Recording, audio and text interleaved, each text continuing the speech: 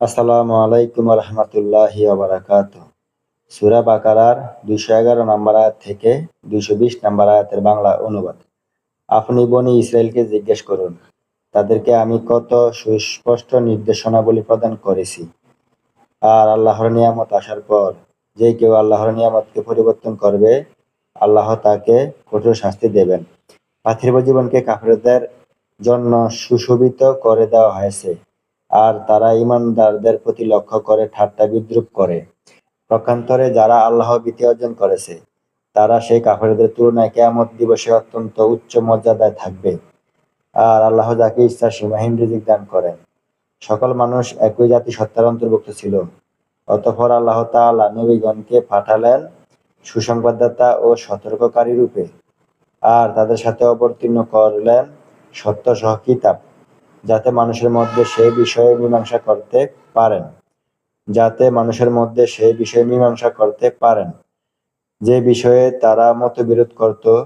বস্তুত কিতাবের ব্যাপারে অন্য কেউ মতভেদ করেনি, কিন্তু পরিষ্কার নির্দেশ আসার পর নিজেদের পারস্পরিক বিদ্বেষ বশত মতবিরোধ তারাই করেছে, যারা কিতাব প্রাপ্ত হয়েছিল।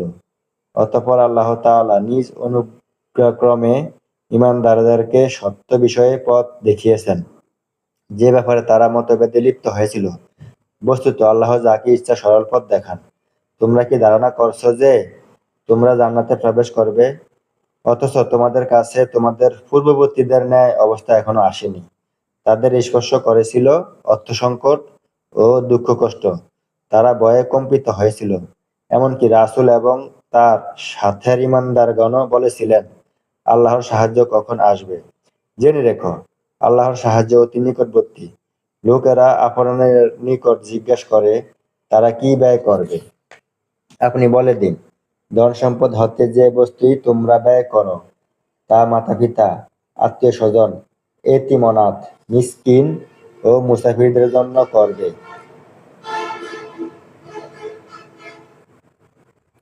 আপনি বলে দিন, ধন সম্পদ হতে যে বস্তুই তোমরা ব্যয় করো, তা মাতা-পিতা, আত্মীয়-স্বজন, এতিম অনাথ, মিসকিন ও মুসাফিরদের জন্য করবে। আর তোমরা যে কোনো কল্যাণকর কাজ করবে, নিঃসন্দেহে তা সম্বন্ধে আল্লাহ ভালোভাবেই অবহিত। তোমাদের জন্য কেতাল ফরজ করা হয়েছে, অথচ তা তোমাদের নিকট অপছন্দনীয় মনে হচ্ছে। সম্ভবত তোমরা এমন বিষয় অপছন্দ করো যা তোমাদের জন্য কল্যাণকর, আর এটাও হতে পারে তোমরা এমন বিষয় পছন্দ করো অথচ তা তোমাদের জন্য অকল্যাণকর। বস্তুত আল্লাহ সঠিক তথ্য জানেন, তোমরা তা জানো না। সম্মানিত মাসে যুদ্ধ করা সম্পর্কে লোকেরা আপনার কাছে জিজ্ঞেস করে, আপনি বলে দিন, তাতে যুদ্ধ করা গুরুতর অপরাধ। আর আল্লাহর পথে বাধা দান করা এবং আল্লাহকে অস্বীকার করা, মসজিদে হারামের পথে বাধা দেওয়া ও সেখানকার অধিবাসীদের বহিষ্কার করা আল্লাহর নিকট তার চেয়েও গুরুতর অপরাধ। আর ধর্মের ব্যাপারে ফিতনা সৃষ্টি করা হত্যা অপেক্ষা অধিকতর অপরাধ। বস্তুত তারা তো সর্বদাই তোমাদের বিরুদ্ধে যুদ্ধ করতে থাকবে, যেন তোমাদেরকে দিন থেকে ফিরিয়ে দিতে পারে, যদি তারা সক্ষম হয়। আর তোমাদের মধ্যে যারা স্বীয় দিন থেকে ফিরে দাঁড়াবে এবং কাফের অবস্থায় মৃত্যুবরণ করবে, ইহকাল ও পরকালে তাদের যাবতীয় আমল বিনষ্ট হয়ে যাবে, আর তারাই হবে দোজখবাসী। সেখানে তারা চিরকাল বসবাস করবে।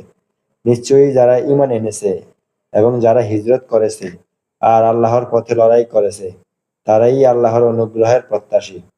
আর আল্লাহ অতিশয় ক্ষমাশীল, পরম দয়ালু। তারা আপনাকে মদ ও জুয়া সম্পর্কে জিজ্ঞেস করে। আপনি বলে দিন, এত দু ভয়ের মধ্যে মহাপাপ এবং মানুষের জন্য উপকারিতা রয়েছে। তবে এগুলো পাপ অপেক্ষা তবে এগুলোর পাপ উপকারিতা অপেক্ষা গুরুতর। আর আপনার কাছে জিজ্ঞেস করে, তারা কি ব্যয় করবে। আপনি বলে দিন, নিজেদের প্রয়োজনীয় ব্যয়ের পর যা উদ্বৃত্ত থাকে তা। এভাবেই আল্লাহ তোমাদের জন্য স্পষ্টভাবে তার বিধান বর্ণনা করেন, যাতে তোমরা চিন্তা ভাবনা করতে পারো দুনিয়া ও আখিরাতের বিষয় সম্পর্কে। আর লোকেরা আপনার কাছে এতিম সংক্রান্ত হুকুম ও জিজ্ঞেস করে। আপনি বলে দিন, দুনিয়া ও আখিরাতের বিষয় সম্পর্কে। আর লোকেরা আপনার কাছে এতিম সংক্রান্ত হুকুমও জিজ্ঞেস করে। আপনি বলে দিন, তাদের জন্য কল্যাণের ব্যবস্থা করাই উত্তম। আর যদি তোমরা তাদের সাথে মিলে একত্রে বসবাস করো, তাহলে মনে করবে তারা তোমাদেরই ভাই। বস্তুত আল্লাহ জানেন কে হিতকারী এবং কে অনিষ্টকারী। আল্লাহ যদি ইচ্ছা করতেন তাহলে তোমাদের কষ্টে ফেলতে পারতেন। নিশ্চয়ই আল্লাহ পরাক্রমশালী ও মহাপ্রজ্ঞাময়। আসসালামু আলাইকুম রহমতুল্লাহি ওয়া বারাকাতুহু।